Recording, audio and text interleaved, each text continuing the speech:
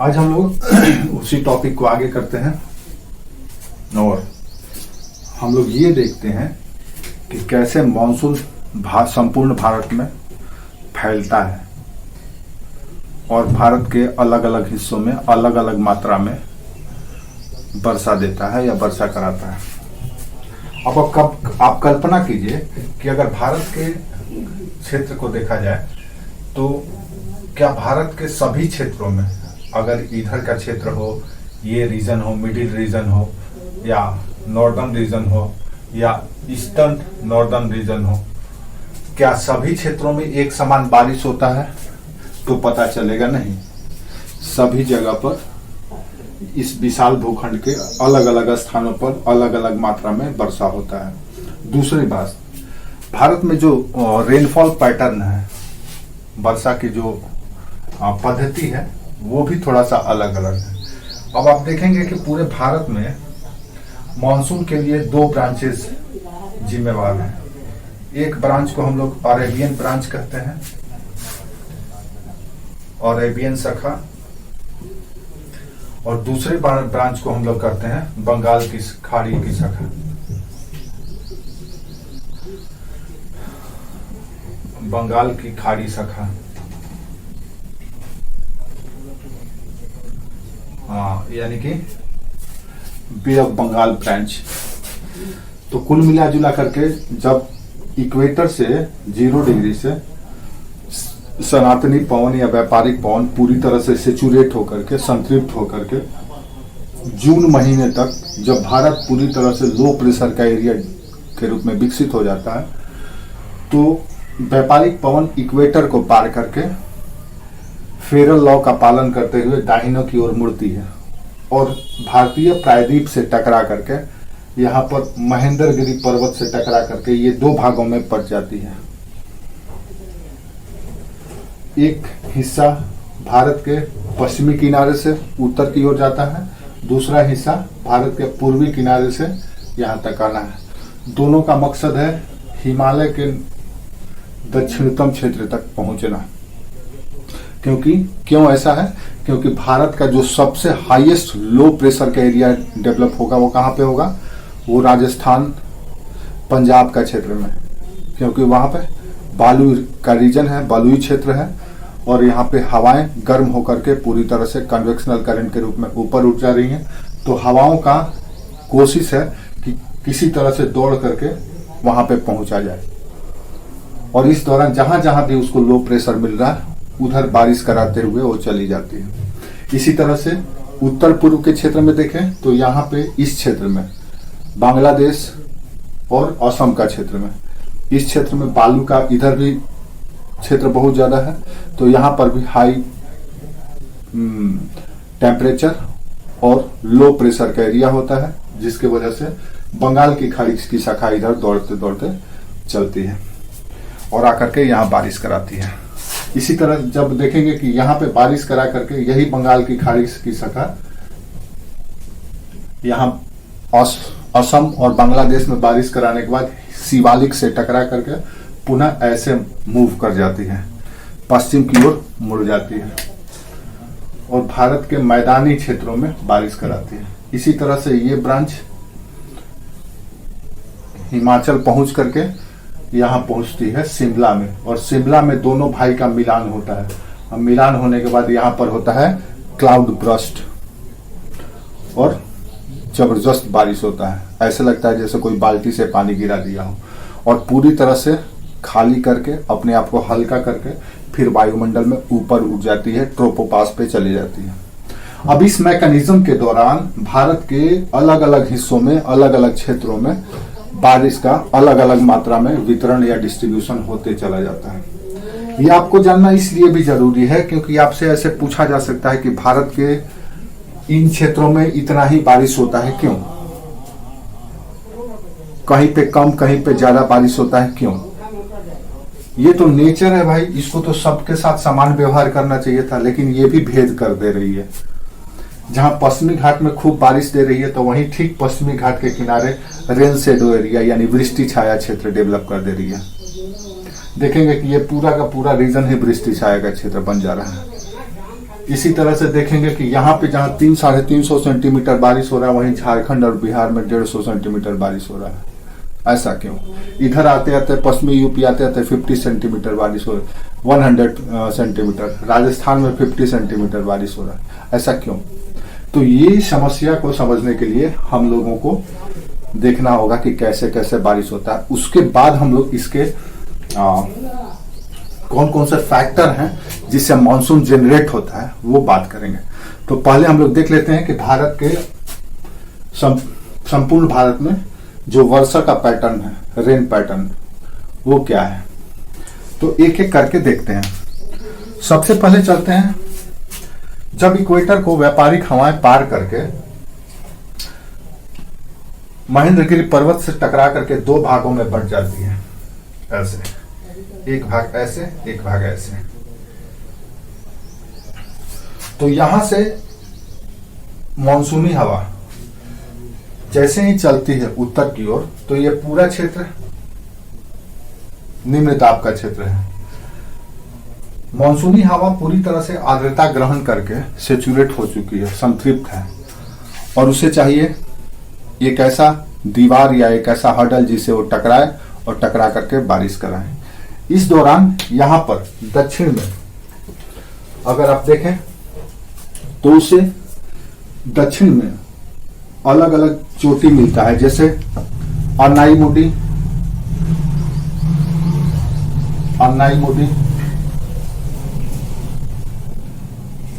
फिर इधर डोडाबेट, लिखते भी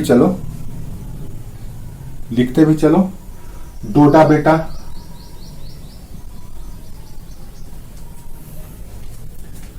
उसके बाद कुद्रेमुख कर्नाटक में,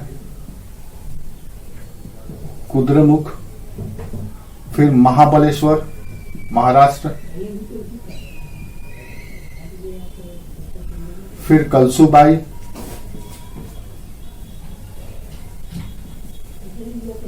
ये पहाड़ इस तरह से उसको मिलता है।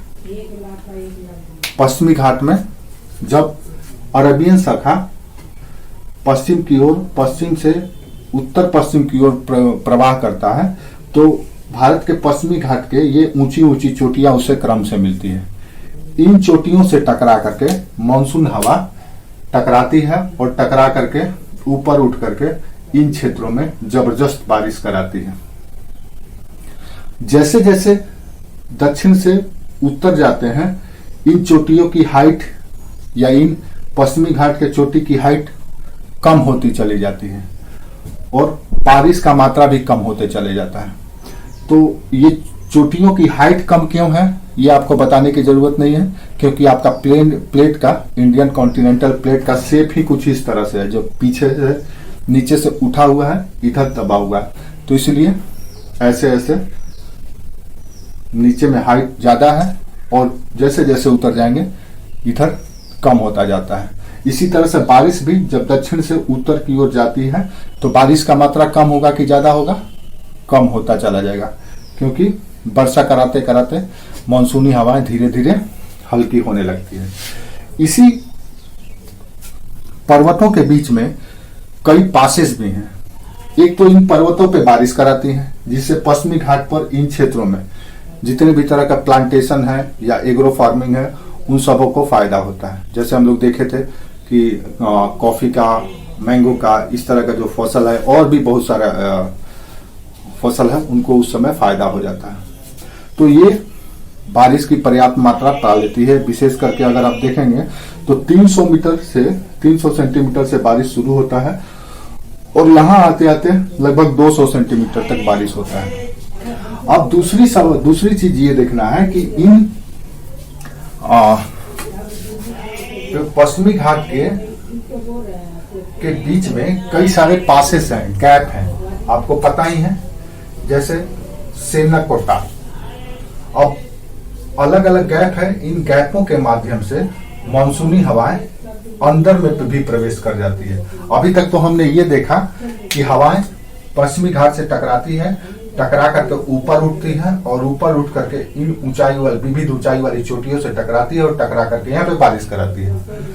दूसरी ओर हम क्या देखते हैं कि इन चोटियों के बीच में या इस घाट के बीच में इन निरंतर पर्वतों के बीच में घाट भी है, और इस घाट के बीच से मानसूनी हवाएं प्रवेश करती है और प्रवेश करके पश्चिमी घाट के अंदरूनी क्षेत्रों में भी बारिश कराती है, जैसे इन क्षेत्रों में बारिश कराती है।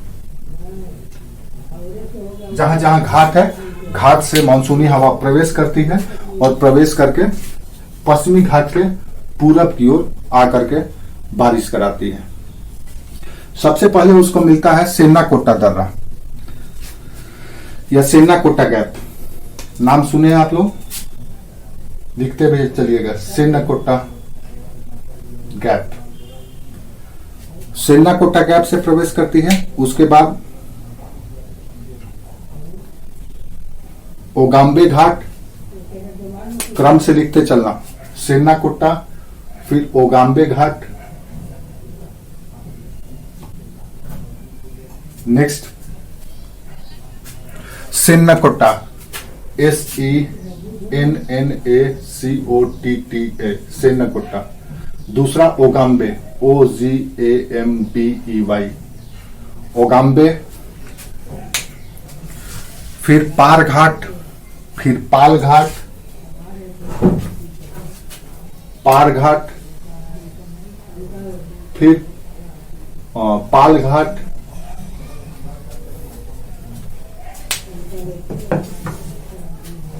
फिर भोर घाट और फिर थाल घाट।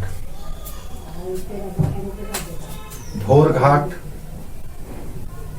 और फिर थाल घाट। तो आप दक्षिण से उत्तर तक यानी कि थाल घाट तक इसका सीक्वेंस भी याद रखिएगा, उत्तर से दक्षिण या दक्षिण से उत्तर। थाल घाट से लेकर के सेन्नाकोट्टा तक का जो सीक्वेंस है वो भी याद रखिएगा।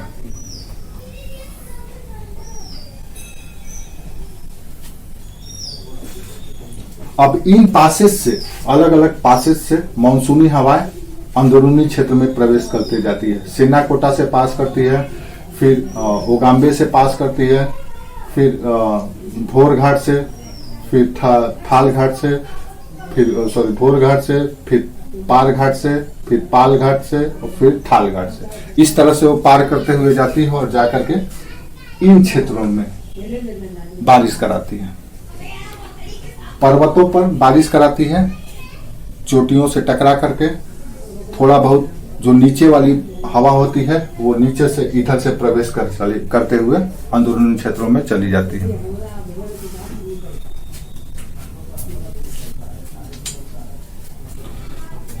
उसके बाद ये इस तरह से मानसूनी हवाएं जब आगे बढ़ती चली जाती हैं तो धीरे धीरे उनका रफ्तार भी कम होता चला जाता है। जैसे जैसे उत्तर जाती है उसका रफ्तार भी कम होती चली जाती है। थाल घाट के बाद उसको मिलता है ताप्ती नदी घाटी, ताप्ती रिवर का valley, Tapti valley. Tapti valley से प्रवेश करती है, फिर यहाँ पे ताप्ती वैली, ताप्ती नदी घाटी से प्रवेश करती है।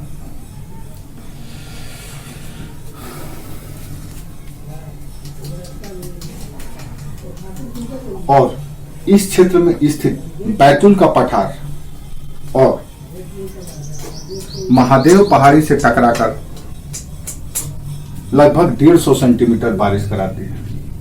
यानी यहाँ पे मध्य प्रदेश और छत्तीसगढ़ के सीमा पर ताप्ती नदी घाटी से मानसूनी हवाएं प्रवेश करती है। आप देख रहे हैं यहाँ से शुरू हुआ, इन घाटों के माध्यम से हवा ऐसे जा रही है, प्रवेश करते हुए बारिश कराते हुए चली जा रही है। जैसे जैसे उतर जाएंगे हवा का रफ्तार भी धीमा होता चला जाएगा और उसमें संतृप्त वायु या उसमें आर्द्रता भी कम होती चली जाती है। ताप्ती में प्रवेश करती है और बैतूल का पठार और महादेव के पठार से टकरा करके इस क्षेत्र में बारिश कराती है। उसके बाद अगर देखें तो उसके बाद है नर्मदा घाटी।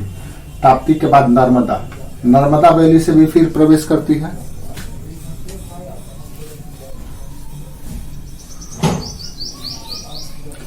और नर्मदा से प्रवेश करके अमरकंटक के पहाड़ी में टकराती है और उस क्षेत्र में बारिश कराती है।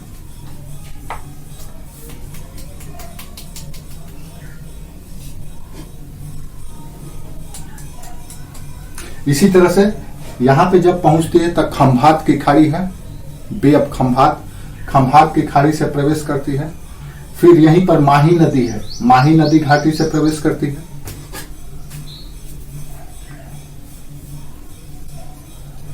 माही नदी घाटी से जब वो अंदर प्रवेश करती है, माही MAHI माही, जब वो माही नदी घाटी से अंदर प्रवेश करती है तो उसका मुलाकात होता है चंबल नदी में। तो चंबल नदी से उसको थोड़ा बहुत आर्द्रता मिल जाता है, क्योंकि इस दौरान वाष्पीकरण होता रहता है।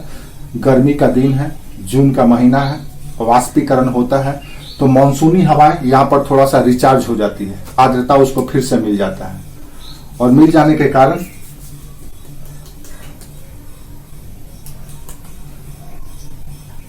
वो माही नदी के माध्यम से प्रवेश करती है और उसे मिलता है चंबल की आर्द्रता, चंबल नदी की आर्द्रता, ह्यूमिडिटी। और उस ह्यूमिडिटी या आर्द्रता से वो पुनः रिचार्ज हो जाती है। मानसूनी हवाओं में जल का मात्रा बढ़ जाता है।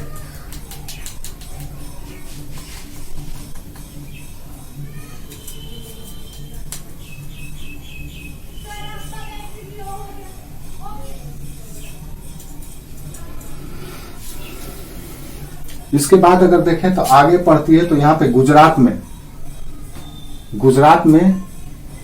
गुजरात के पास ही जैसे ही वो प्रवेश करती है तो गुजरात में उसको यहाँ पर मिलता है गिरनार पर्वत। इस तरह से है गिरनार पर्वत, GIRNAR, गिरनार रेंज।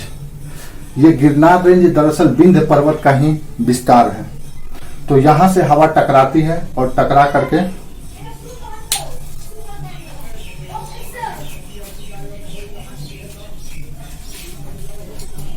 200 से 250 सेंटीमीटर तक वर्षा कराती है। अब हम पहुंच गए गुजरात में। शुरू किए थे केरल से, पहुंच गए गुजरात। गुजरात के पास आपको तीन पासेस मिला, एक खंभात की खाड़ी, दूसरा माही नदी और तीसरा मिला यहाँ पे। माही नदी वाला शाखा ही गुजरात में भी प्रवेश करता है और गुजरात में प्रवेश करने के बाद माही नदी वाली शाखा को ही चंबल से, इस क्षेत्र में चंबल है, चंबल नदी से आर्द्रता मिलता है और जब आगे बढ़ती है तो उसको गिरनार पर्वत मिलता है। तो गिरनार पर्वत से टकरा करके इस क्षेत्र में वर्षा कराती है। फिर उसके बाद हल्की हो जाती है हवा, पार करती है तो यहाँ मिलता है कच्छ का रन ऑफ कच्छ। और रन ऑफ कच्छ में भी वहां पर वेपोराइजेशन यानी कि वाष्पीकरण होते रहता है, तो मानसूनी हवाएं फिर वहां पे रिचार्ज थोड़ी सी होती है और रिचार्ज होकर के आगे की ओर चल जाती है। उसको मिलता है राजस्थान। राजस्थान के तापमान इस समय भारत के सबसे ज्यादा तापमान वाला क्षेत्र बना हुआ रहता है। इसके कारण हवा में जो नमी रहता भी है वो भी वाष्पीकृत हो जाता है। ऐसी स्थिति में हवा एकदम बिल्कुल खाली होने लगती है। लेकिन इसी क्षेत्र में कृत्रिम सिंचाई व्यवस्था यानी कैनाल के विकास के कारण वाष्पीकरण भी होते रहता है। विशेष करके इस क्षेत्र में इंदिरा कैनाल का जो निर्माण किया गया है, इंदिरा कैनाल में पानी की मात्रा होती है और वहां पर वाष्पीकरण होते रहता है। इससे मानसूनी हवाओं को पुनः आर्द्रता मिल जाती है।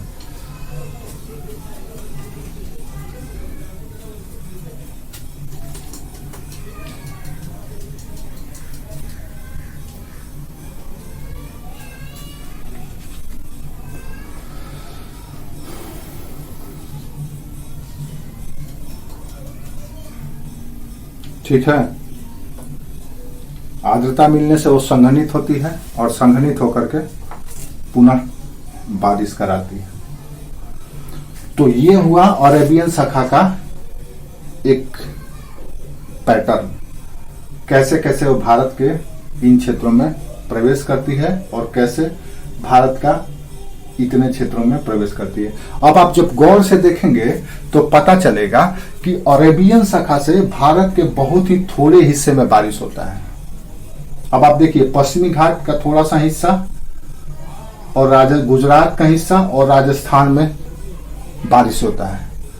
बस यहाँ पे यही माही नदी का शाखा जो है, यहाँ पर अरावली पर्वत है, आप देखे होंगे तो अरावली पर्वत ऐसे है। अरावली पर्वत के पास ही या दक्षिणी अरावली में है गुरु शिखर, यहाँ पर भी थोड़ी सी बारिश हो जाती है, गुरु शिखर से टकरा करके मानसूनी हवाएं कर देती है। बाकी ये सारा का सारा एरिया एक तरह से रेन शेडो एरिया के रूप में रहता है, बारिश न के बराबर होता है। क्यों नहीं होता है? क्योंकि कच्छ के रण से यहाँ पे आर्द्रता ग्रहण करने के बाद भी यहाँ पे कोई हर्डल नहीं है, कोई रुकावट नहीं है कि हवाएं टकरा करके बारिश कराए, तो इसके वजह से ये सीधे निकलती चली जाती है। जैसे उत्तर की ओर जाती है तो इस क्षेत्र में तीव्र गर्मी या उच्च ताप के कारण वाष्पीकरण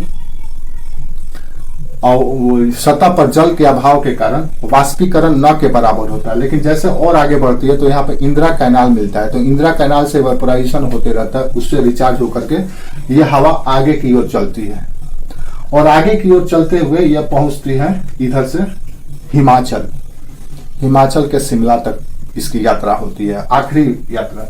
यानी कि अरेबियन शाखा की शुरुआत दक्षिण में केरल से शुरू होता है और हिमाचल तक पहुंचता है। इस दौरान उसे केरल, कर्नाटक, गोवा, महाराष्ट्र और गुजरात, राजस्थान इस तरह से किनारे किनारे होते हुए चले जाती है। बीच में घाटों के माध्यम से मानसूनी हवाएं अंदरूनी हिस्सों में भी प्रवेश करते चली जाती है और यहाँ पर मध्य प्रदेश और छत्तीसगढ़ के क्षेत्र तक भी ये वर्षा कराती है थोड़ी सी।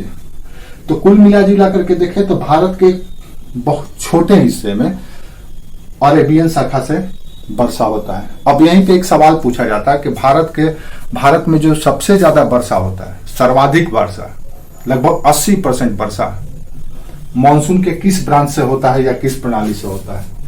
तो मानसून के उत्तर पश्चिमी शाखा से होता है, न कि लौटते मानसून या उत्तर पूर्वी मानसून से। दूसरा ये भी पूछा जाता है कि किस ब्रांच से होता है, पर्टिकुलर ब्रांच का भी नाम पूछ दिया जाता है, अरेबियन ब्रांच या बे ऑफ बंगाल की ब्रांच। तो आप देख सकते हैं कि कम होता है अरेबियन ब्रांच से, ज्यादा हिस्सा भारत के विस्तृत हिस्से में बारिश, ये संपूर्ण हिस्से में बारिश अगर आप देखेंगे तो यहां से ये सारा एरिया और बंगाल की खाड़ी की शाखा से होती है, इसलिए करेक्ट आंसर होगा बंगाल की खाड़ी शाखा। तो ये है आपका अरेबियन ब्रांच का मैकेनिज्म या अरेबियन ब्रांच कैसे बारिश कराती है। अब आइए देखते हैं हम लोग बंगाल की खाड़ी की शाखा कैसे बारिश कराती है। जब बंगाल की खाड़ी की शाखा की आप बात करेंगे तो आपको देखना होगा कि बंगाल की खाड़ी की शाखा कैसे मूव करती है, कैसे भारत के अंदरूनी क्षेत्रों में प्रवेश करती है।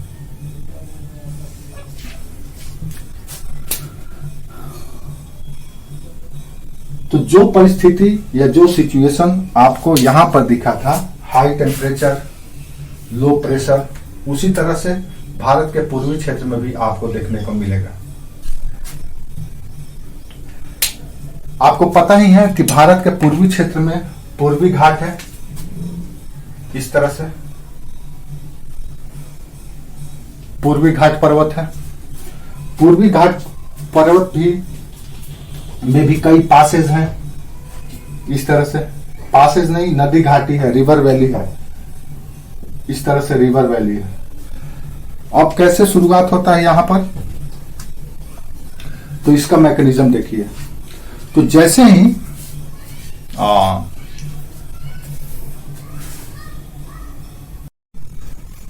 तो अब हम लोग दूसरे चरण को देखते हैं या सेकंड फेजेस के देखते हैं, बे ऑफ बंगाल ब्रांच के बारे में या उसकी कहानी क्या है। हमको पता है कि जून में ITCZ पहुंच जाता है 23.5 डिग्री तक, यानी कि पूरा भारत 23.5 डिग्री तक ऐसे होना चाहिए था, इतना ही दूर तक, लेकिन ये पूरा क्षेत्र एक तरह से खुला हुआ है। इस समय ना तो कोई खेतों में आपको फसल मिलेगा, बल्कि एकदम खाली मैदान की तरह है। इससे ये पूरा क्षेत्र, इधर राजस्थान है, पंजाब और पाकिस्तान का क्षेत्र है, तो तापमान एकदम जबरदस्त हाई रहता है क्योंकि मरुस्थलीय क्षेत्र है। दूसरा, ये एकदम खेत में फसल भी नहीं है, तो सीधे सूर्य की रोशनी पड़ता है और सतह गर्म होकर के कॉन्वेक्शनल करंट के रूप में हवाएं ऊपर उठ जाती है। तो लगभग संपूर्ण भारत का क्षेत्र पूरा गर्म तावे के समान है। अब यहाँ से जो व्यापारिक हवाएं या सनातनी हवाएं इक्वेटर को पार करके एक अरेबियन की ओर गई थी, दूसरा बंगाल की खाड़ी की शाखा भी चल देती है। अब बंगाल की खाड़ी की शाखा में एक अलग तरह का परिस्थिति पैदा होता है। वो परिस्थिति यह है कि जहां एक तरफ दक्षिण पश्चिम से मानसूनी हवाएं आ रही है जो ट्रेड विंड ही है, तो उत्तर पूर्व से भी ट्रेड विंड आ रहा है। अब इनके आने से इन दोनों का आपस में टकराव होता है। आप इसको रेड मार्कर वाला समझ लीजिए कि दक्षिण पश्चिम का है और ये उत्तर से आ रहा, और ये दोनों टकरा करके यहाँ पे अब साइक्लोन क्रिएट हो जाता है। दोनों हवाएं आपस में टकराती है और टकरा करके साइक्लोन का निर्माण करती है। साइक्लोन में क्या होता है, तो साइक्लोन में एक तरह से देखेंगे तो साइक्लोन में बीच में लो प्रेशर का एरिया होता है और चारों ओर से हवाएं आकर के वहां पर घूमने लगती है। यहाँ पर भी ठीक स्थिति वहीं पर यही स्थिति है। यहाँ पर दोनों हवा आती है और आपस में टकरा करके लगती है घूमने। जब दो चीजों का टक्कर होता है तो जबरदस्त घुमाव होता है, ये सामान्य प्रक्रिया है। अब इस चक्रवात की एक प्रवृत्ति ये है कि ये पूरब से पश्चिम की ओर चलता है, टकराने के बाद ये इस दिशा में चलता है। इसीलिए और ये क्षेत्र पूरी तरह से लो प्रेशर का एरिया है। ये सागर का क्षेत्र है और यहाँ का टेम्परेचर कम है, यहाँ का टेम्परेचर हाई है। यहाँ पे लो प्रेशर एरिया है तो यहाँ पे हाई प्रेशर एरिया है। तब हाई प्रेशर से हवा इधर चलेगी ही चलेगी, तो इसलिए चक्रवाती हवाएं इस ओर चल देती है। और इसी चक्रवाती हवाओं के कारण भारत में तमिलनाडु से लेकर के पूरे ओडिशा तक बारिश होता है। इसके बाद आगे बढ़ेंगे तो ये असम और बांग्लादेश का क्षेत्र में भी बारिश कराती है। अब इसका मैकेनिज्म क्या है, शुरुआत होता है यहाँ पे कावेरी घाटी से। यहाँ पे कावेरी रिवर का वैली है। इस कावेरी रिवर से ये चक्रवाती हवाएं प्रवेश करती है और प्रवेश करके यहाँ पे है कावेरी ताल। कावेरी ताल तक जबरदस्त वर्षा कराती है। अब यहां भी वही होगा, जैसे जैसे आप देखेंगे कि चक्रवाती हवा उत्तर की ओर जाएगी, वर्षा की मात्रा कम होती चली जाएगी। अब एक कावेरी ताल, कावेरी घाटी से चक्रवाती हवा प्रवेश करती है और भारत के अंदरूनी क्षेत्र में कावेरी ताल के पास पहुंच करके वर्षा कराती है। इसके ऊपर है कृष्णा वैली या कृष्णा घाटी। आगे बढ़ते हुए चक्रवाती हवा कृष्णा घाटी से भी प्रवेश करती है और महाबलेश्वर के पास पहुंचती है और महाबलेश्वर के पास अरेबियन शाखा से टकरा करके यहां पर क्लाउड ब्रस्ट कराती है। इधर से अरेबियन शाखा और इधर से बे ऑफ बंगाल का ब्रांच कावेरी घाटी के माध्यम से कृष्णा घाटी के माध्यम से महाबलेश्वर तक पहुंचती है और पहुंच करके अरेबियन शाखा से टकरा करके यहाँ पे महाबलेश्वर में बारिश कराती है। उसके बाद अगर आगे बढ़ेंगे आप तो देखेंगे कि गोदावरी है, गोदावरी घाटी से भी प्रवेश करती है और गोदावरी घाटी से कावेरी कृष्णा गोदावरी घाटी से प्रवेश करके पहुंच जाती है यहाँ बैतूल के पठार पे। और यहाँ पर भी अरेबियन शाखा भी इधर से आ रही है और इधर से ये भी आ रही है और ये दोनों टकरा करके जबरदस्त बारिश होता है। तो आप देखेंगे कि एक विस्तृत हिस्से में इसका धीरे धीरे यहाँ तक पहुंच होता है। ये थोड़ा सा कम क्षेत्र में ही पहुंचता है, लेकिन ये पहुंच करके ये सारे क्षेत्र को कवर कर देता है। तो गोदावरी घाटी के माध्यम से बैतूल पठार तक पहुंच करके बारिश कराया जाता है। उसके बाद फिर चले आइए तो महानदी के माध्यम से, ये महानदी है, महानदी घाटी, महानदी घाटी से फिर बे ऑफ बंगाल की ब्रांच अंदर प्रवेश करती है और उड़ीसा के जगत सिंहपुर, महानदी घाटी से प्रवेश करती है और उड़ीसा के जगत सिंहपुर तक वर्षा कराती है। फिर यही शाखा आगे बढ़ती हुई महानदी घाटी की ही शाखा छत्तीसगढ़, उड़ीसा से ठीक पश्चिम में है छत्तीसगढ़ में प्रवेश करती है और छत्तीसगढ़ में भी वर्षा कराती है। फिर यही अगर अरेबियन शाखा को देखें तो यहाँ पे मिलता है उसको दामोदर वैली, दामोदर घाटी। दामोदर घाटी के माध्यम से प्रवेश करती है और झारखंड में पहुंच करके जो बांध है यहाँ पे, जैसे कि आप देखेंगे यहाँ पर बराकर, तिलैया और पंचेत, दामोदर नदी पर जो बांध है डीवीसी का, या आप कह सकते हैं बहुउद्देशीय परियोजना के तहत जो बांध बनाए गए हैं, बराकर, तिलैया और पंचेत, इन क्षेत्रों में जबरदस्त बारिश कराती है। अब आगे बढ़िए, इसके आगे बढ़ेंगे तो फिर ये हवाएं प्रवेश करती है असम में, बांग्लादेश और असम में। असम और बांग्लादेश में प्रवेश करते हैं, यहाँ पर मिलता है मेघालय की पहाड़ी। जैसे ही बांग्लादेश को पार करती है मिलती है मेघालय की पहाड़ी। मेघालय की पहाड़ी में 3 रेंज है, गारो, खासी और जयंतिया।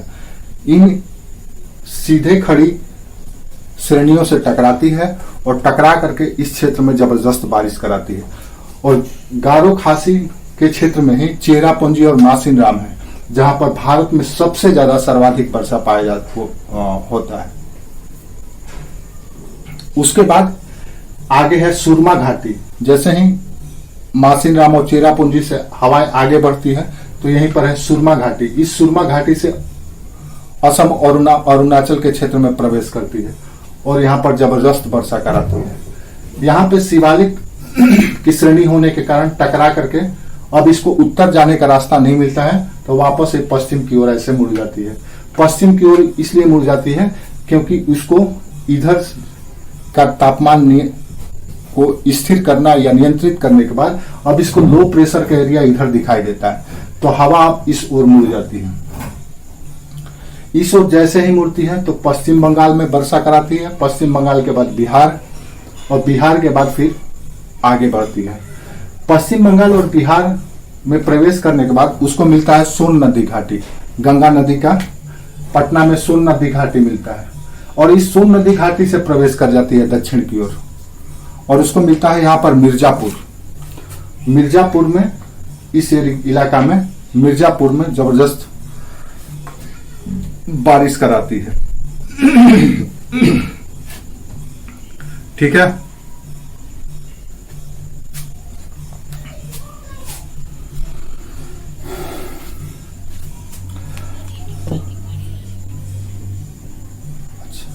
अच्छा, लिखवा दें। अच्छा ठीक है, लिखो, फटाफट लिखो, बड़ी गर्मी लग रहा है। एक बार रुक जाओ।